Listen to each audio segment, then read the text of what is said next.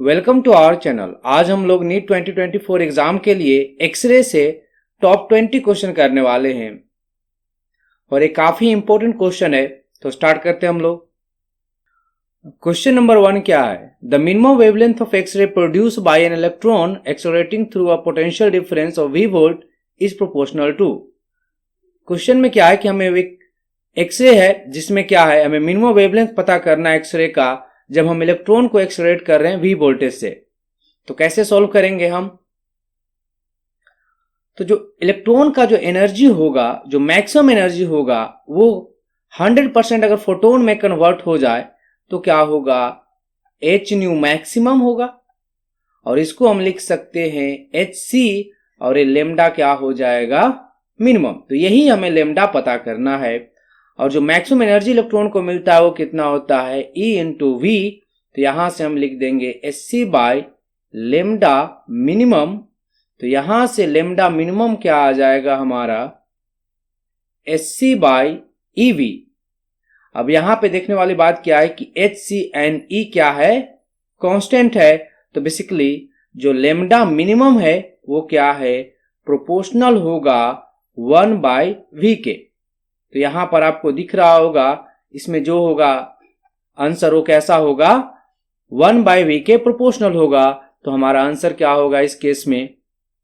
ये square root के है तो ये b क्या है हमारा? 1/v के प्रोपोर्शनल है। तो आंसर क्या हो जाएगा हमारा फर्स्ट क्वेश्चन का? b।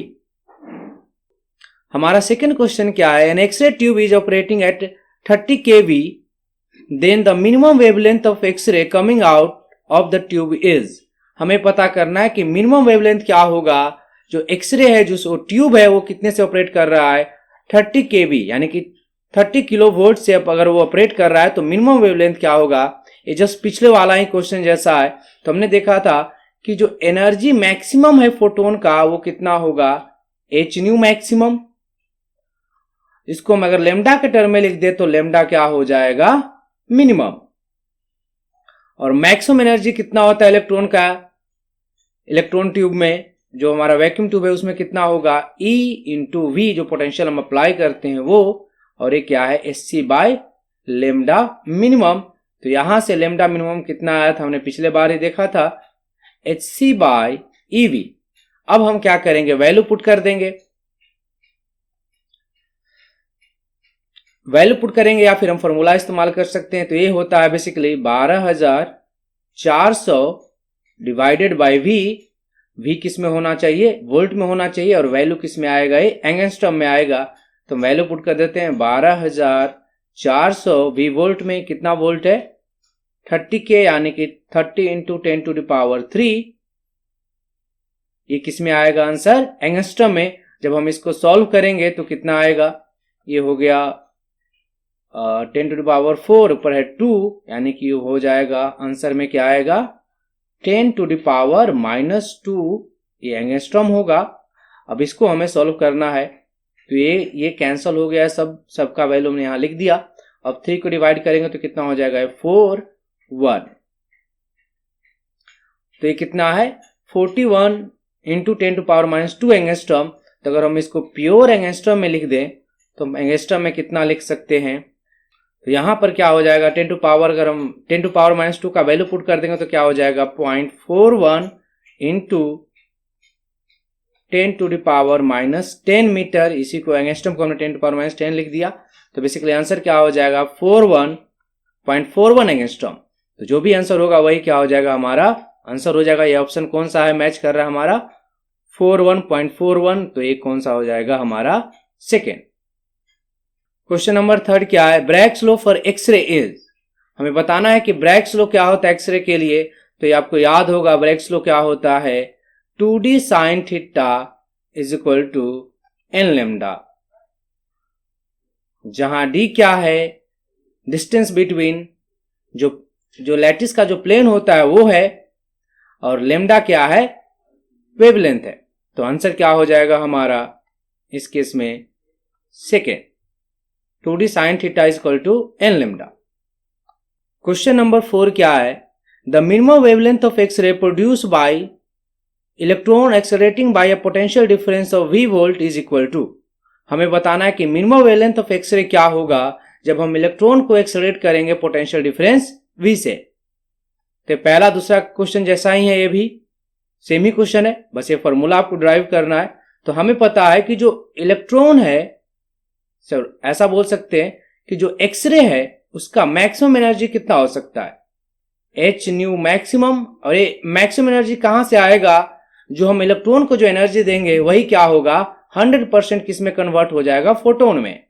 इसको हम ऐसे भी लिख सकते हैं एच सी, और यहां पर लेमडा क्या हो जाएगा, मिनिमम। और मैक्सिमम एनर्जी हम कितना देते हैं इलेक्ट्रॉन को, E into we.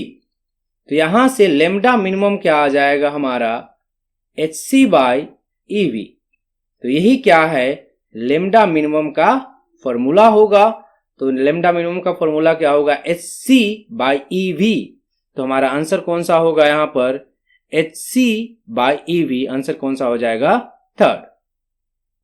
Question number 5 क्या है, which of the following region does x-ray lie between. हमें बताना है कि चारों में से किस रीजन में एक्सरे लाई करता है। तो एक्सरे बेसिकली क्या है, हाई एनर्जी का फोटोन होता है, मतलब फ्रीक्वेंसी काफी ज्यादा होगा, यानी कि फ्रीक्वेंसी काफी ज्यादा होगा, यानी कि लेमडा क्या होगा, काफी कम होगा। तो इसका जो लेमडा होता है वो किसके बीच में लाई करता है, 0.1 एंगस्ट्रॉम टू 10 एंगस्ट्रॉम के बीच में लाई करता है। तो लेमडा काफी कम होता है। और इस केस में लेमडा कम किसका होता है, इससे भी कम लेमडा किसका होता है, गामा रे का। और इससे ज्यादा किसका होता है, अल्ट्रावायलेट रे का। तो यहां पर हमारा ऑप्शन कौन सा हो जाएगा, ये। क्वेश्चन नंबर 6 क्या है, the wavelength of K alpha x-ray produce by an x-ray tube is 0.76 angstrom, find the atomic number of the anode material of the tube. हमें के अल्फा दिया हुआ एक्सरे का वो कितना है, 0.76 एंगस्ट्रॉम। तो हमें पता करना है कि जो एनोड मटेरियल है उसका एटॉमिक नंबर कितना होगा। तो उसके लिए एक फॉर्मूला होता है, वो क्या होता है, 1 by lambda is equal to R. ऐसे तो जेड स्क्वायर होता है, बट हाई एटॉमिक नंबर की वजह से क्या होता है, ये स्क्रीनिंग इफेक्ट की वजह से ये z-1 का स्क्वायर हो जाएगा, 1 बाई n1 का स्क्वायर माइनस 1 बाई n2 का स्क्वायर। ये फॉर्मूला होता है। तो हम इस फॉर्मूले को इस्तेमाल करके सॉल्व करेंगे। तो यहां पर हमें अल्फा है, तो ये हो जाएगा 1 by lambda alpha is equal to R. ये हो जाएगा z-1 का स्क्वायर। और ये हो जाएगा कि अल्फा के लिए जो होता है यहाँ पर वो बेसिकली क्या होता है, n कहां से कहां वेरी करता है, 1 से 2 तक जाता है या 2 से 1 जाता है। बेसिकली उल्टा लिख दिए, ये 2 से 1 जाता है या 1 से 2 जाता है। तो सॉल्व करने के लिए हम ऐसा लिख रहे हैं। तो ये क्या हो जाएगा, बेसिकली 1 का स्क्वायर माइनस 1 बाई 2 का स्क्वायर। ये के अल्फा के लिए होता है ऐसा। इसको सिंप्लीफाई करेंगे तो 1 बाई लेमडा अल्फा क्या हो जाएगा, आर z-1 का स्क्वायर। और ये हो जाएगा 1 माइनस 1 बाई 4, यानी कि ये 3 बाई 4 हो जाएगा। तो 3 बाई 4 आर z-1 का स्क्वायर। तो इसको सिंप्लीफाई करते तो लेमडा का वैल्यू कितना है, लेमडा अल्फा का वैल्यू कितना है, 0.76 into 10 to the power minus 10 is equal to 3। R का वैल्यू होता है 1.09 इंटू 10 टू द पावर 7। ये हो गया बाई 4 z-1 का स्क्वायर। तो यहां से जब हम z-1 का स्क्वायर का वैल्यू देखते हैं तो ये रफली आता है 1600। तो यहां से क्या हो जाएगा, z-1 कितना हो जाएगा 40। तो z कितना आ जाएगा 40 प्लस 1 यानी कि 41। तो हमारा ऑप्शन कौन सा मैच करेगा यहां पर, फर्स्ट।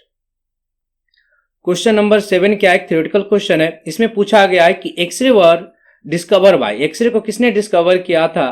तो आपको पता होगा कि एक्सरे को किसने डिस्कवर किया था, रॉन्गटन ने किया था। तो आंसर कौन सा हो जाएगा हमारा, 4। चलिए क्वेश्चन नंबर 8 क्या है, एक थ्योरेटिकल क्वेश्चन टाइप का है। Which of the following wavelength correspond to the wavelength of x ray. हमें बताना है कि चारों में से कौन सा वो वेवलेंथ है जो एक्सरे के करस्पॉन्डिंग है, या एक्सरे का है, या एक्सरे का हो सकता है। तो हमें कैसे बताएंगे, क्योंकि हमें पता है कि जो एक्सरे होता है उसका वेवलेंथ कहां से कहां लाई करता है, 0.1 एंगस्ट्रॉम टू 10 एंगस्ट्रॉम। तो इसके इंटरवल में जो भी होगा वही क्या होगा, एक्सरे का वेवलेंथ होगा। तो यहां पर देख, तो ये क्या है 0.1 एंगस्ट्रॉम, ये क्या है नैनोमीटर है, और नैनोमीटर में भी ये 2 कम जाएगा, एक नैनोमीटर, इसमें भी 3 कम जाएगा पावर अगर हम बात करें, तो ये भी काफी ज्यादा नैनोमीटर है। और एक क्या है 1 नैनोमीटर है। 1 नैनोमीटर को हम ऐसे भी लिख सकते हैं, 1 नैनोमीटर क्या है 10⁻⁹ मीटर। इसको हम क्या लिख सकते हैं 0.1 इंटू 10⁻⁻10 मीटर। तो ये बेसिकली क्या हो जाएगा 0.1 एंगस्ट्रॉम। तो लास्ट वाला जो ऑप्शन है 4 वो क्या होगा, एक्सरे होगा। क्वेश्चन नंबर 9 क्या है, x-ray tube operate at accelerating potential of 20 kilovolt, which of the following wavelength will be absent in continuous spectrum of x ray. हमें बताना है कि इसमें से कौन सा वेवलेंथ है जो कंटिन्यूअस स्पेक्ट्रम में नहीं होगा। तो हम क्या करेंगे, लेमडा मिनिमम निकाल लेंगे, और लेमडा मिनिमम कितना होता है, फॉर्मूला आपको याद होगा 12400 डिवाइडेड बाय वी, जहां वी किस में होना चाहिए, वोल्ट में होना चाहिए, और ये आंसर किस में आएगा, एंगस्ट्रम में आएगा। तो 12400 डिवाइडेड बाय वी क्या है हमारा 20 किलो वोल्ट है, यानी कि 20 इंटू 10⁻3। इसको हम सिंप्लीफाई कर देते, तो ये हो जाएगा 12400, ये हो जाएगा 20, और ये हो जाएगा 10⁻3 कितना होता है 1000 होता है। तो ये क्या हो जाएगा, एक से एक गया, एक से एक गया, तो ये 100 हो गया। अगर इसको काटेंगे तो हमें यहाँ पे डेसिमल देना पड़ेगा, तो ये कितना हो गया 2 से इसको डिवाइड ही कर देते इसको, तो कितना हो जाएगा 0.62। तो बेसिकली क्या आ जाएगा हमारा 0.62 एंगस्ट्रम में होगा। एंगस्ट्रम कहने का मतलब क्या होता है 10⁻⁻10 मीटर। तो इसको हम लिख सकते हैं 62 इंटू 10⁻12 मीटर। तो आंसर कौन सा लाई करेगा, आंसर क्या होगा, ये जो मिनिमम वेवलेंथ है 62 होगा, इससे कम वेवलेंथ नहीं आ सकता। तो इससे कम कौन सा है हमारा, देखो ये सारे के सारे क्या हैं 62 से ज्यादा है, ये सारे के सारे क्या हैं 62 से ज्यादा है, सिर्फ यही क्या है 62 से कम है। तो हमारा आंसर क्या होगा, ये जो वेवलेंथ है कंटिन्यूअस स्पेक्ट्रम में प्रेजेंट नहीं रहेगा। चलिए क्वेश्चन नंबर 10 क्या एक थ्योरेटिकल क्वेश्चन है। इसमें क्या पूछा है, विच ऑफ द फॉलोइंग रे इज न्यूट्रल इन नेचर। हमें बताना है कि इसमें से कौन सा ऐसा रे है जो क्या होता है न्यूट्रल होता है। कहने का मतलब क्या है कि उस पे चार्ज नहीं होता या चार्ज से वो रिएक्ट नहीं करता है। तो कैथोड रे ये बेसिकली क्या होता है, इलेक्ट्रॉन का बीम होता है, तो ये भी क्या है नेगेटिवली चार्ज है। अल्फा रे बेसिकली क्या होता है, हीलियम का न्यूक्लियस होता है, तो ये भी पॉजिटिवली चार्ज है, ये बेसिकली इलेक्ट्रॉन था। बीटा रे भी क्या है, इलेक्ट्रॉन ही होता है, चाहे वो पॉजिटिव हो या नेगेटिव हो, ये भी इलेक्ट्रॉन ही होता है, तो इसमें भी चार्ज होगा, या पॉजिटिव होगा या तो नेगेटिव होगा। गामा रे बेसिकली क्या है, इलेक्ट्रोमैग्नेटिक वेव है, ये क्या है वेव है, लाइट है, तो इस पे कोई चार्ज नहीं होता, तो ये चार्ज से कोई भी रिएक्ट नहीं करेगा, तो ये बेसिकली क्या हो जाएगा न्यूट्रल हो जाएगा। क्वेश्चन नंबर 11 क्या है, which characteristics of X ray does not change when target material is change. हमें बताना है कि इसमें से कौन सा कैरेक्टरिस्टिक्स या प्रॉपर्टी है वो चेंज नहीं करेगा जब हम टारगेट मटेरियल को चेंज कर देंगे। टारगेट मटेरियल वो होता है जिसपे क्या होता है हाई एनर्जी का इलेक्ट्रॉन स्ट्राइक करता है, तो वहां से इसमें से कौन से चेंजेस होगा, कौन से चेंज नहीं होगा। तो इंटेंसिटी, अगर हम टारगेट मटेरियल को चेंज कर दे तो इंटेंसिटी बेसिकली क्या होता है चेंज हो जाता है। अगर टारगेट मटेरियल चेंज कर दे तो ये जो बेसिकली हमारा जो ग्राफ होता है वो ग्राफ, ये वाला जो ग्राफ होता है जो पिक आता है ऐसे, ये चेंज कर जाता है। तो ये हमारा इंटेंसिटी है, ये है लेमडा। तो ये जो ग्राफ है ये भी चेंज हो जाता है। वेवलेंथ ऑफ कैरेक्टरिस्टिक्स लाइन, ये जो कैरेक्टरिस्टिक्स लाइन है इसका जो वेवलेंथ है ये भी चेंज हो जाता है। शेप ऑफ कंटिन्यूअस स्पेक्ट्रम, ये जो शेप है इसका ये भी क्या होता है टारगेट मटेरियल से चेंज कर जाता है। लेकिन यहां पर जो हमने ग्राफ थोड़ा सा अच्छा नहीं बनाया है, ये कुछ इधर से स्टार्ट होता है, तो ये इसको हम बोलते हैं क्या कट ऑफ वेवलेंथ। इसको क्या बोलते हैं कट ऑफ वेवलेंथ। तो डिफरेंट टारगेट मटेरियल के लिए क्या होता है, डिफरेंट होता है, सॉरी, ये जो है कट ऑफ जो वेवलेंथ है ये टारगेट मटेरियल पे डिपेंड नहीं करता। आपको याद होगा कि जो एनर्जी जो मैक्सिमम होता है वो बेसिकली क्या होता है, एच न्यू मैक्सिमम होता है। और एनर्जी मैक्सिमम फोटोन का कहां से आ रहा है, बेसिकली हम जो इलेक्ट्रॉन को एक्सेलरेट कर रहे हैं उससे एनर्जी आ रहा है, वो 100% किसमें कन्वर्ट हो जा रहा है, फोटोन में। तो इसको टारगेट मटेरियल से कोई मतलब है नहीं। तो जितना हम पोटेंशियल अप्लाई करेंगे उससे बेसिकली क्या होगा, एनर्जी बढ़ेगा या एनर्जी चेंज होगा। और वही एनर्जी जो मैक्सिमम एनर्जी होता है वो किसमें कन्वर्ट हो जाता है, फोटोन में। तो इसको हम लिख सकते हैं SC बाय लेमडा मिनिमम या लेमडा नॉट बोलते हैं थ्रेशोल्ड फ्रीक्वेंसी, और ये होता है EV के बराबर। तो ये बेसिकली क्या है, जो लेमडा नॉट है वो क्या होगा, SC बाय EV। ये टारगेट मटेरियल पे डिपेंड नहीं करता, ये इलेक्ट्रॉन गन है या उसके बीच में जो पोटेंशियल होता है एनोड कैथोड के बीच में उस पर डिपेंड करता है। तो ये टारगेट मटेरियल पे डिपेंड नहीं करता। तो ये क्या हो जाएगा, कट ऑफ जो वेवलेंथ है वो बेसिकली टारगेट मटेरियल पे डिपेंड नहीं करता। क्वेश्चन नंबर 12 क्या है हमारा, the penetrating power of x-ray can be increase. हमें बताना है कि जो पेनिट्रेटिंग पावर एक्सरे का वो कैसे इंक्रीज होगा। तो पेनिट्रेटिंग पावर जो होता है वो बेसिकली किस पे डिपेंड करता है, फ्रीक्वेंसी पे। जो पेनिट्रेटिंग पावर है वो किस पे डिपेंड करता है, फ्रीक्वेंसी पे। अगर फ्रीक्वेंसी ज्यादा है तो पेनिट्रेटिंग पावर जो है वो क्या होगा, ज्यादा होगा। और फ्रीक्वेंसी हम कैसे चेंज कर सकते हैं, फ्रीक्वेंसी कैसे चेंज कर सकते हैं हम एक्सरे का, जब हम क्या करेंगे, करंट जो है फिलामेंट में उसको इंक्रीज करेंगे तो ये चेंज करेगा नहीं। ये क्या है, decrease the potential difference between cathode and anode. अगर हम कम करेंगे कैथोड एंड एनोड के बीच में पोटेंशियल को तो ये बेसिकली क्या होगा, जो इलेक्ट्रॉन का जो एनर्जी है, ये जो हमारा ट्यूब होता है कुछ इस तरह का, इसमें जो इलेक्ट्रॉन का जो एनर्जी होता है वो क्या होता है, इसके बीच में पोटेंशियल डिफरेंस पे डिपेंड करता है। तो अगर कम रहेगा तो पोटेंशियल डिफरेंस कम रहेगा तो इसका एनर्जी कम रहेगा, तो फ्रीक्वेंसी भी क्या होगा, कम होगा। करंट पे तो डिपेंड करता नहीं है। तो फोर्थ ऑप्शन क्या है, increase the potential difference between cathode and anode. ये जो कैथोड एनोड है इसके बीच में अगर हम पोटेंशियल डिफरेंस को बढ़ाएंगे तो क्या होगा, इलेक्ट्रॉन का एनर्जी ज्यादा होगा। जब इलेक्ट्रॉन का एनर्जी ज्यादा होगा तो इसके करस्पोंडिंग जो फोटोन निकलेंगे उसका भी एनर्जी ज्यादा होगा। वो जो बेसिकली एक्सरे है तो उसका फ्रीक्वेंसी ज्यादा होगा, फ्रीक्वेंसी ज्यादा होगा तो पेनिट्रेटिंग पावर भी क्या होगा, ज्यादा होगा। क्वेश्चन नंबर 13 क्या है, out of visible light wave, ultraviolet wave, x-ray and infrared wave which has the least wavelength. हमें बताना है कि चारों में से सबसे कम किसका वेवलेंथ है। देखो वेवलेंथ कम होता है इसका मतलब क्या है, वेवलेंथ कमा इसका मतलब क्या है कि फ्रीक्वेंसी ज्यादा है। तो जिसका ज्यादा फ्रीक्वेंसी होगा उसका वेवलेंथ क्या होगा, कम होगा। और आपको पता है कि जो एनर्जी होता है वो क्या होता है, hν होता है। तो जिसका ज्यादा फ्रीक्वेंसी है उसका एनर्जी भी क्या होगा, फोटोन का ज्यादा होगा। तो यहां पर इस चारों में से आपको पता है कि वेवलेंथ सबसे कम किसका होता है। यहां पर ये अल्ट्रावायलेट है, विजिबल है, और ये क्या इंफ्रारेड है। लेकिन एक्सरे का जो वेवलेंथ होता है, ये जो एक्सरे है इसका जो वेवलेंथ होता है वो कितना होता है, 0.1 एंगस्ट्रॉम टू कितना होता है, 10 एंगस्ट्रॉम, जो कि क्या है, बहुत ही कम होता है वेवलेंथ। और इसके करस्पॉन्डिंग एनर्जी भी क्या होता है, काफी ज्यादा होगा। तो इसका हम इसमें बात किसका किया है, वेवलेंथ की बात किया है। तो सबसे कम किसका होगा, एक्सरे का। तो हमारा आंसर क्या हो जाएगा, थर्ड। क्वेश्चन नंबर 14 क्या है, which of the following properties is और are possible in case of x ray.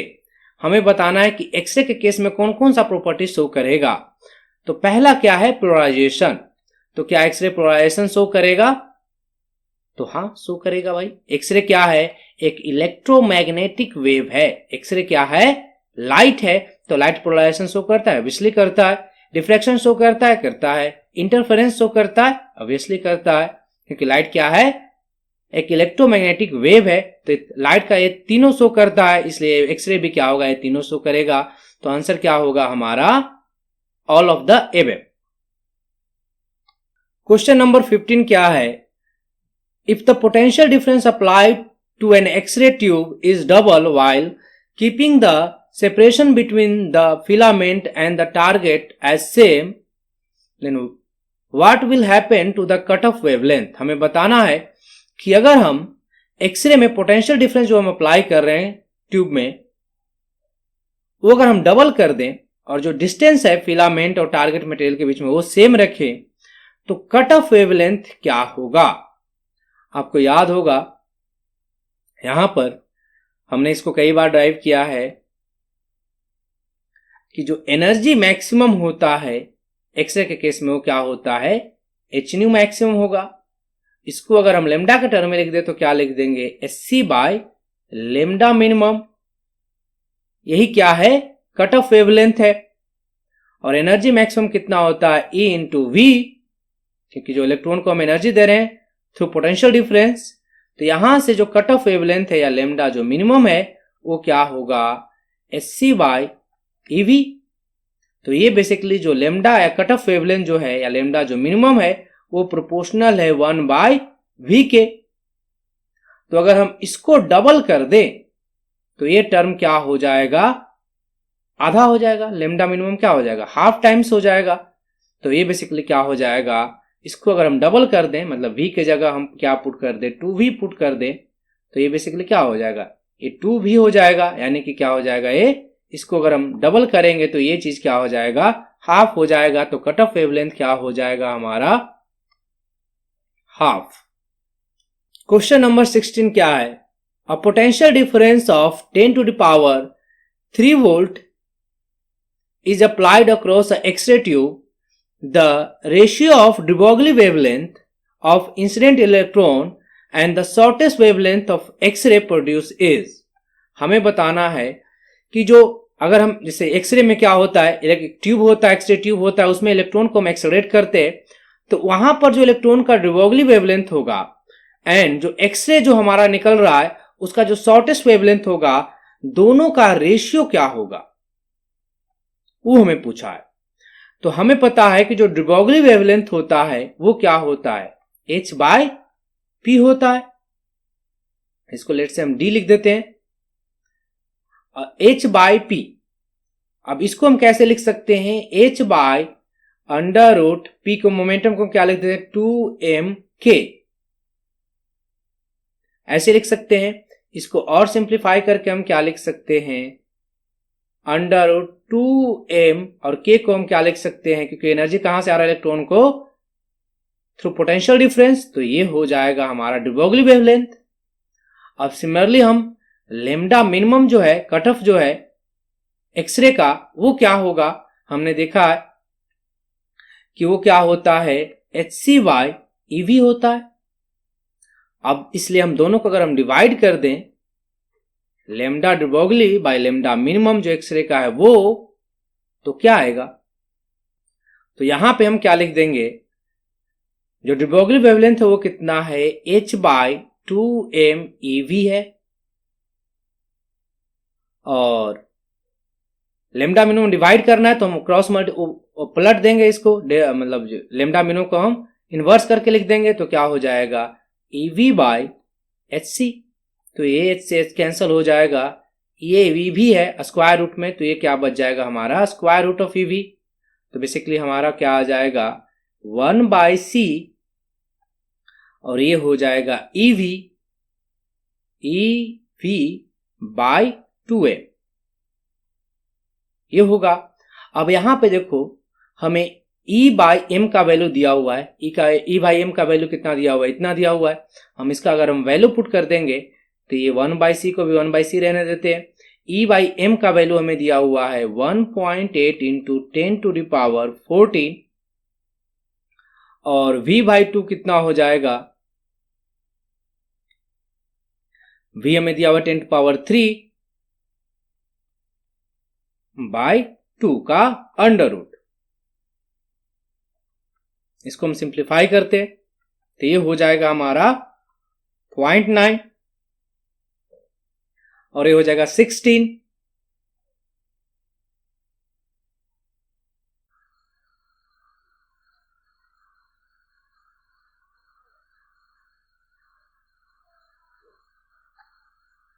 Sorry, ये 10 टू पावर 3 है तो ये क्या हो जाएगा 17 हो जाएगा, तो एक हम इधर रख देंगे, कहने का मतलब एक हम इसमें इस्तेमाल कर लेंगे, तो ये हो जाएगा 9 और ये हो जाएगा कितना 10 टू द पावर 16 का under root divided by c, तो ये बेसिकली क्या आ जाएगा 3 इंटू 10 टू द पावर 8 और c का वैल्यू भी कितना होता है 3 इंटू 10 टू पावर 8, तो आंसर क्या आ जाएगा हमारा 1।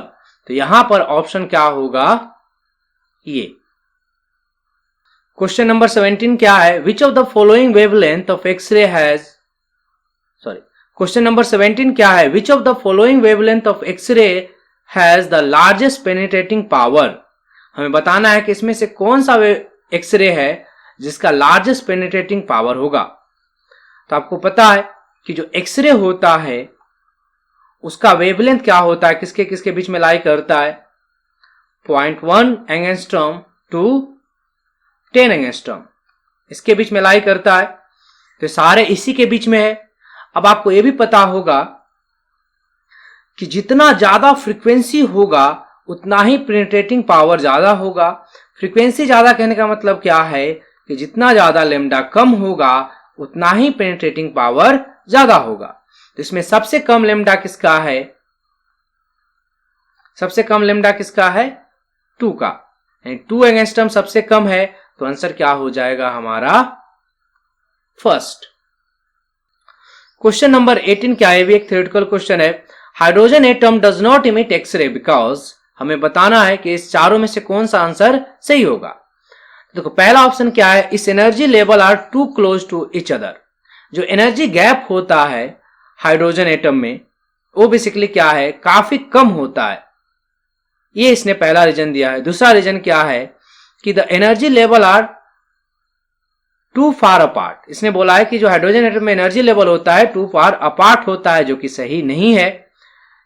It is too small in size, देखो ये तो बात सही है कि अब टू स्मॉल तो नहीं बोल सकते हम, हाँ स्मॉल तो है बट ये रीजन नहीं है कि ये एक्सरे एमिट नहीं करता इसकी वजह से। इट हैज सिंगल इलेक्ट्रॉन, ये भी सही है, लेकिन इसकी वजह से ऐसा जरूरी नहीं कि एक्सरे एमिट करे, इससे कोई फर्क नहीं पड़ता एक्सरे पर। तो यहां पर जो पहला रीजन है वो क्या है कि इसका जो एनर्जी लेवल है वो क्या होता है too close to each other होता है, मतलब एनर्जी लेवल का जो गैप है वो काफी कम होता है और उसके करस्पॉन्डिंग जो वेवलेंथ मिलेगा वो उसका जो फ्रीक्वेंसी होगा या वेवलेंथ होगा वो एक्सरे के रीजन में लाई नहीं करेगा, क्योंकि एक्सरे क्या है बहुत हाई एनर्जी का फोटोन होता है, तो मतलब इन फोटोन का एनर्जी भी क्या होना चाहिए हाई होना चाहिए, हाई होने के लिए गैप भी हाई होना चाहिए। ये गैप हाई नहीं होता हाइड्रोजन एटम में, इतना हाई नहीं होता कि वो एक्सरे में लाई करे उसका फोटोन, तो ये आंसर क्या होगा सही होगा। क्वेश्चन नंबर 90 क्या है, a family of planes of a spacing 0.2518 nanometer of NaCl crystal reflect a beam of X-ray in first order of angle 30 degree. The wavelength of X-ray is, हमें बताना है कि एक्सरे का वेवलेंथ कितना होगा। इसमें आपको NaCl का क्रिस्टल दिया हुआ है और इसमें क्या हो रहा है, जो NaCl का जो लैटिस है उसके बीच में जो गैप है वो कितना है 0.2518 नैनोमीटर, जो प्लेन के बीच में गैप है वो कितना है ये है। तो हमें पता है कि जो ब्रैग्स लॉ होता है वो बेसिकली क्या होता है 2d sin थीटा is equal to n lambda, और इसमें लिखा है फर्स्ट ऑर्डर। फर्स्ट ऑर्डर कहने का मतलब क्या है कि n इज इक्वल टू 1 होगा, और यहां पर आपको थीटा भी दिया हुआ है कितना 30 डिग्री। ये फॉर्मूले को हम अप्लाई कर देंगे तो 2d कितना है हमारा 0.2518 नैनोमीटर में है ये, तो नैनोमीटर में ही आंसर आएगा। n का वैल्यू 1 हो गया, और सॉरी यहां पर अभी में साइन थीटा लिखना पड़ेगा, तो साइन क्या हो जाएगा 30 degree is equal to n हो गया 1, लेमडा का वैल्यू हमें निकालना है। इसको हम सिंप्लीफाई करेंगे तो हो जाएगा 2.2518, साइन थीटा कितना होता है साइन 30 डिग्री कितना होता है 1/2, ये लेमडा हो जाएगा, तो ये 2 कैंसिल हो गया, तो बेसिकली लेमडा क्या आ गया हमारा 0.2518, ये नैनोमीटर है तो नैनोमीटर में ही रहेगा ये, तो लेमडा क्या हो जाएगा ये हो जाएगा, यानी कि जो प्लेन के बीच में जो गैप है वही क्या हो जाएगा, एक्सरे का लेमडा हो जाएगा। यानी कि आंसर कौन सा हो जाएगा, 0.2518, यानी कि फर्स्ट आंसर हो जाएगा। चलिए, तो ये हमारा लास्ट क्वेश्चन है जो कि एक थ्योरेटिकल क्वेश्चन है। तो हमें बताना है कि एक्सरे आर, हमें बताना है कि एक्सरे क्या होता है, ऑफ अननोन नेचर होता है, पहला है। दूसरा क्या है, ये तो अननोन नेचर नहीं, एक्सरे के बारे में हम जानते हैं। दूसरा क्या है, हाई एनर्जी इलेक्ट्रॉन, नहीं ये भी नहीं होता। एक्सरे आपको पता होगा कि क्या है, एक इलेक्ट्रोमैग्नेटिक वेव है हाई एनर्जी फोटोन का। तो ये बेसिकली क्या है, हाई एनर्जी फोटोन, तो ये सही है। ये क्या है, रेडियो आइसोटोप, ये कोई रेडियो एक्टिव एलिमेंट नहीं है। ये क्या है, बेसिकली हाई एनर्जी फोटोन है। एक्सरे बेसिकली क्या है, हाई एनर्जी का इलेक्ट्रोमैग्नेटिक वेव है, और इलेक्ट्रोमैग्नेटिक वेव में ही क्या होता है, फोटोन होता है। तो आंसर क्या हो जाएगा हमारा, सी। Thanks for watching.